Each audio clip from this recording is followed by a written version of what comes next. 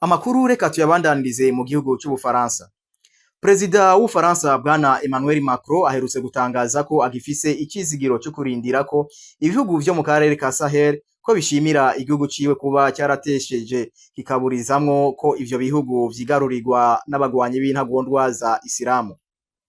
Bwana Emmanuel Macron yaranateye ivyatsi abavuga ko igihugu arongoye c'Ubufaransa cyategetswe kuva mu karere ka Sahel ku nguvu. Mwijambo aherutse gushikiriza abaserukizi biwe b'Ubufaransa mw'ihuriro ry'amariba uko umwaka utashe kuri politike yo mu mahanga y'Ubufaransa y'uyu mwaka twaraye twinjiyemwo w'2025, Emmanuel Macron perezida w'Ubufaransa yavuze ko Ubufaransa bwagize neza mu kugwanya intagondwa z'abagwanyi ba Isilamu, aho hakaba hari mu mwaka w'2013 mu karere kagize ibihugu vya Sahel. Bwana Emmanuel Macron yavuze ko ivyo bihugu vyibagiwe kubashimira, uti nubwo ari uko yizera ko bizikebuka bikabashimira.